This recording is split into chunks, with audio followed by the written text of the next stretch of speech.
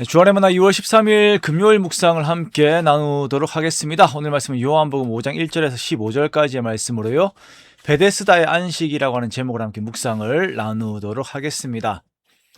오늘 본문에서는 베데스다 목가에 있는 38년 된 중풍병자를 찾아가신 예수님에 대한 말씀을 하고 있습니다. 우리가 보면 이제 사람들은 건강을 많이 찾습니다. 그렇죠? 그래서 이것이 좋다, 저것이 좋다라고 효험이 있는 것들에 대한 정보들을 많이 나누고 또 뭔가 찾아서 먹기도 하고 또 좋은 곳으로 가기도 하죠. 온천도 찾아가고 좋은 휴양지들도 찾아갑니다. 자, 이렇게 사람들은 건강한 상태를 유지하고자 합니다. 그 상태가 삶에서 가장 활력을 주고 또한 생명력을 주기 때문입니다. 자, 그런데 이렇게 사람들이 당연히 누리는 것들을 누리지 못하는 사람들도 있습니다. 오랫동안 병을 앓아서 몸이 좋지 않은 사람들이 있지요. 또한 이것이 보이는 육신의 병이라든지 아니면 또 정신적인 문제라든지 스스로 빠져나오지 못하는 중독과 같은 것들도 함께 포함이 되는 부분일 것입니다. 자, 이러한 것들이 사람의 삶을 잡고 있다 보면 그 삶이 순조롭지 못합니다. 포기하게 되고 좌절하게 되고 우울하게 되지요. 오늘 본문에 보면 38년 동안 누워 지내는 환자가 있었다라고 말씀을 하고 있습니다. 이 사람의 삶이 얼마나 힘들었을지는 겪어보지 않은 사람들은 모르는 일일 것입니다. 그의 어린 시절, 그의 청춘의 시간들 속에서 다른 사람들이 누리는 일상적인 것들을 누리지 못하는 그 아픔을 우리가 모르죠. 그의 삶은 고통의 연속이었고 그는 그의 삶에서 이 아픔이 치료가 되면 그 고통에서 벗어나 안식이 찾아올 것이다 라고 생각을 하였습니다. 그렇게 이 사람은 자신이 나을 수 있는 방법을 찾아 베데스다까지 오게 되었고 이 베데스다 앞에서 또 다른 절망 속에 있게 됩니다. 베데스다는 신화의 장소입니다. 이 연못은 평범하게 그냥 고여있는 물이 아니라 아래에서 끊임없이 솟아오르다가 어느 정도 물속에서 에너지가 쌓이면 그 힘이 물 전체를 진동시켰습니다. 그것을 두고 사람들은 천사의 이야기를 만들었으며 이때 물에 들어가는 자들은 낫는다라고 믿고 있었습니다. 그러나 이곳은 치열한 경쟁의 장소였습니다.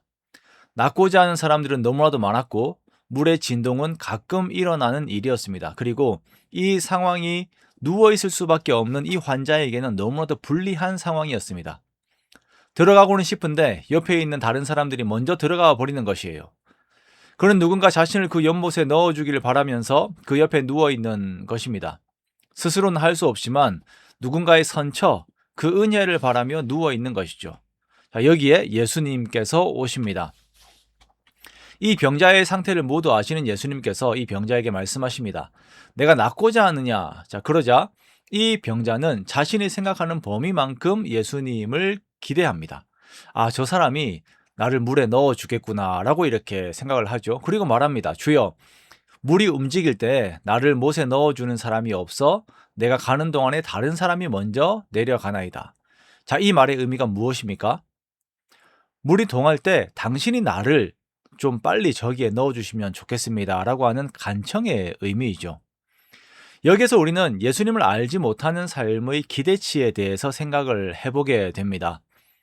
창조주이신 예수님께서 옆에 계신데도 이 환자는 신화의 자신을 기대고 있습니다.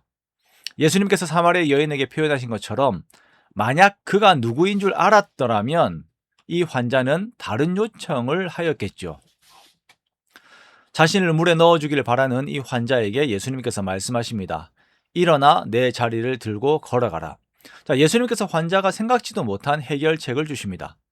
자신을 신화의 연못으로 던져주기를 바랬는데 예수님은 곧바로 이 환자를 고치시고 그의 필요를 채우십니다. 그러자 이 사람이 곧 나아서 자리를 들고 걸어갑니다.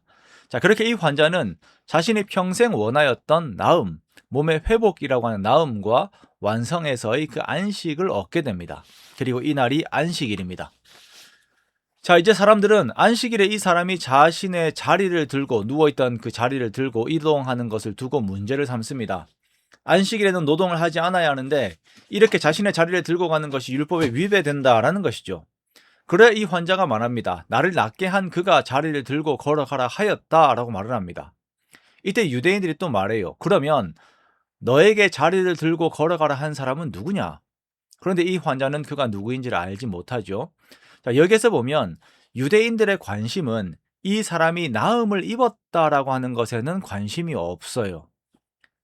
분명히 자신을 낫게 한 사람이 있다라고 말을 하였음에도 불구하고 그 사람의 나음에는 관심이 없고, 그 사람이 38년 동안 그 고통 가운데 있다가 고통에서 자유함을 입은 것에는 관심이 없고, 율법을 지키느냐 그렇지 않느냐에만 관심이 있는 것입니다. 이 환자에게 나음을 주신 예수님께서는 이후 성전에서 다시 한번 이 사람을 찾아와서 말씀을 하십니다. 보라, 내가 나았으니 더 심한 것이 생기지 않게 다시는 죄를 범하지 말라라고 하십니다. 그리고 이 환자는 자신을 낫게 하신 분이 예수님이심을 알게 되고, 또 유대인들에게 가서 자신을 낫게 한 이가 예수이심을 알립니다. 유대인들은 예수님에 대해서 안식일을 범한 자로 기억을 하게 되지만, 이 사람은 자신을 낫게 한 분으로 기억을 하게 되지요. 안식일은 완성의 개념입니다. 완성이 되어야 쉴 수가 있지요. 그러므로 안식일을 지킨다, 오늘날 우리가 주일을 지킨다라고 하는 것은 예수 그리스도 안에서 완전해질 날을 바라면서 하나님께 예배하는 것입니다. 안식일의 주인은 예수님이시며, 안식일은 나음과 회복 그리고 완성의 날입니다.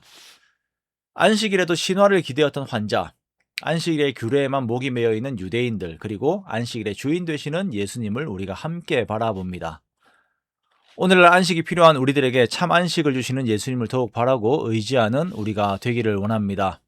헛된 신화와 이야기도 아닌, 예수님이 빠진 신앙적인 열심도 아닌 우리 안에 계시는 예수님을 더욱 의지하여서 주님께서 주시는 모든 공급들로 만족하는 우리가 되기를 원합니다. 나에게 필요한 모든 안식이 주님 안에 있음을 알고 더욱 주를 바라는 저와 여러분이 되시기를 주님의 이름으로 축원합니다.